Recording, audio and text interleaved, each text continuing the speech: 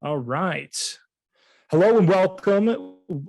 This is TWSN. I am Cody Reer. This is Harrison Vapnek. And today we are going to break down some of the over-under on win totals for this college football season. As you can see here, we have a wheel. We're going to randomly choose the team, and then we're going to look at the win totals from there. So Harrison is running the wheel. All right. This is our biggest brain college football win totals right here, and I feel pretty good about it, Harrison. I don't know about you. I'm looking forward to this. We got 33, 34 teams on this wheel. So many great teams in college football. This is a season I'm super excited for that we're now under 100 days away because there's just so much interest. And, there's obviously Alabama and Ohio State who are the two clear-cut favorites. But after that, you can make the argument that almost every team on this list is going to have a fighting chance to make the college football playoff in 2022. Yeah, especially with, and I'm so excited for this college football season because I think there's going to be a lot of changes with NIL and everything like that. So let's go ahead and get right into it and see what we can do with these teams. So Harrison, if you would, spin the wheel. We're going to do 4 spins. Here is spin number 1. It goes by fast. Oh, right in that Pac-12 combo with Utah and USC. So what is the number on USC, Cody? Because this is a very interesting one off the bat. Yeah, I mean, talk about all the controversy with I almost said Urban Meyer. Not wrong there. Yeah, going new coach out in USC from Oklahoma. You have Caleb Williams transferring in. You got Addison transferring from Pitt. Right. A ton of, intrigue in this USC team. And the win total right now, 2022, 8.5 wins. 8.5 wins. And what do you think? I'm going to be honest. So I'm going to pull up their schedule right now. But USC has a cake schedule this year. It's a very light in my opinion, outside of Notre Dame. Yeah, and I'm a Notre Dame fan, so I'm obviously going to say that Notre Dame is going to whip their ass. But we have, in my opinion, some very, very easy games. I'm going to go over. They're playing Rice, Stanford, Fresno State, Oregon State, Arizona State, Washington State, Utah, Arizona, Cal, Colorado, UCLA, Notre Dame. Give me over 8.5 all day on that. Yeah, I'm running over 8.5. I think 9-3 sounds about right for them. Very light non-con off the jump with Rice and Fresno State is a little bit frisky. But the Pac-12 North is historically bad this year. Every team outside of Oregon is really bad and might not even make a bowl game just because they play each other, so someone will. And then the 2 teams they play in the South, Colorado, not very good. Arizona State, not very good. USC 9-3 sounds all right. I have Utah better than them. I think Notre Dame has a good chance to beat them. I think UCLA could be a slip up. So 9-3 sounds all right for USC. I'll lean the over. Yep, I'm leaning the over there as well. And we'll remove them so we don't get a USC double. Let's go to spin number 2 on this. Let's see.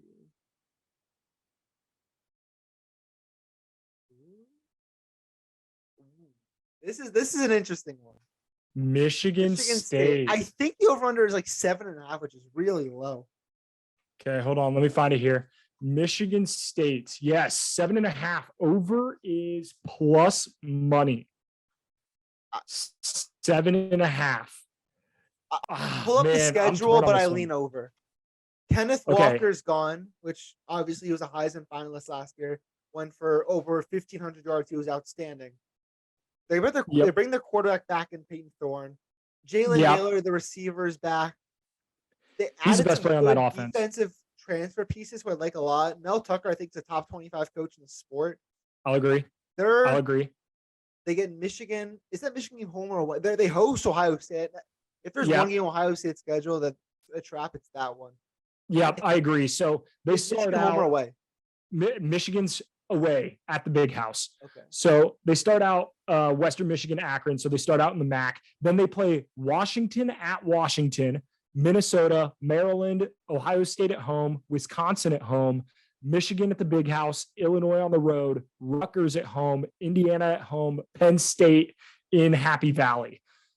I got 8 wins there. I did a quick math there. I got 8 wins. I'm going to go under on this one. I think Really? they drop like an Indiana game or an Illinois, like at Bielema. I could see it happening. Like one of those sloppy, like Big Ten, like 17-14 losses. So I'm going to take the under there. The offense isn't pretty. They're going to have to find other ways outside now that Kenneth Walker's gone. They brought in Jalen Berger, transfer from Wisconsin, who's pretty good. They have a couple other guys who they're going to test out at running back. I think if they're well coached enough to win 8 games, they may win 9. Michigan, I'm not sure is that going to be good this year. So I think Michigan State could go on the road to Michigan. They obviously beat them last year and the year before in the COVID year. So the plus money for this over 7.5 is going to be a very public bet, I feel like. Yeah, plus 110. Plus 110. We're halfway through. Let's do 2 more spins. So Michigan State done, USC done. Let's roll with who we got? Right on who we cue. got? Wow. Right on cue. Of course, we talk about them and it happens. What are the odds of that? Oh, incredible. Incredible. Okay. Let me look up Michigan's win total. This is wow. Okay. You ready? 9.5 minus 130. Minus 130 is over that? Over 9.5. What's the under on that? The under is plus 110. I'm getting plus odds on Michigan not to win 10 games. Yes, correct. That's a bet I'll be on. I'm all over that. I'm going to be honest. We just pulled up this number and this, like the TWSN Patreon, if you guys don't subscribe, you're absolutely missing out because you get incredible content. Like the amount of futures that I'm going to have on college football is going to be incredible this year. And I know Harrison's going to have a ton as well. I have a little like pamphlet coming out. Oh, I'm excited for that. It's going to be exciting. It won't be a pamphlet though. It's going to be like 15 pages. So stay tuned. Oh, dude, I can't wait. But so, I will hammer this. This will be a multiple unit bet. Here's my thing with Michigan. Jim Harbaugh, they got over the Ohio State hump last year. Yep. They beat Iowa and they won the Big Ten championship. They laid an egg against Georgia, who won the national championship. We'll give them the benefit of the doubt there. The Ohio State game was basically their Super Bowl. What do they return? Well, so they lose their offensive coordinator and Josh Gaddis, who's at Miami, his same position. They lost their defensive coordinator, who's now with the Baltimore Ravens. I can't think of his name. They still have a void at quarterback. They had a very mid quarterback controversy last year between Cade McNamara and JJ McCarthy. Well, both of those guys are back. They didn't get anyone else to compete with them. I think McCarthy. No clarity. Hassan Haskins was their leading rusher. He's gone. Their best defense player, probably the best defense player in the sport last year, Aiden Hutchinson.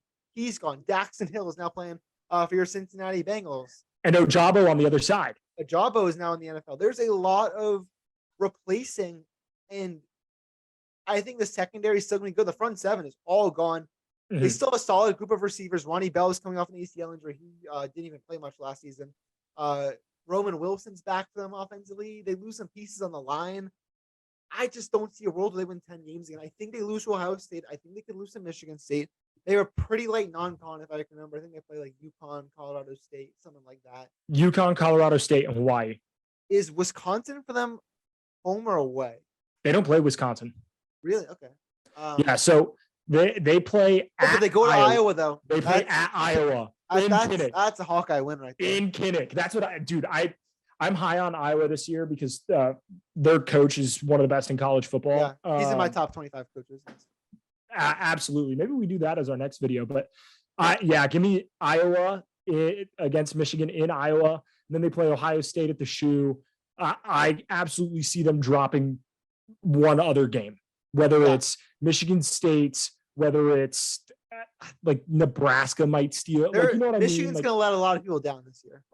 Yeah, I agree. I have them at 8-4 on the year, and just seeing that number 9.5 is that's shocking. Very question the number on that. It's an overreaction because they were an 11-1 team last year who won the Big Ten. Yeah, absolutely. Let's do our 4th and final one. We've gotten 3 like very intriguing teams: USC, Michigan, Michigan State. Maybe we'll make it 4 for 4. I hope so. I mean, we got, and looking at the wheel here, I mean, there are some incredible teams to talk about. And speak of the devil. Oh boy. Well, I said we got intrigued, then we get the team I'm higher on than anyone in the world. Really? I already know the number's 8.5.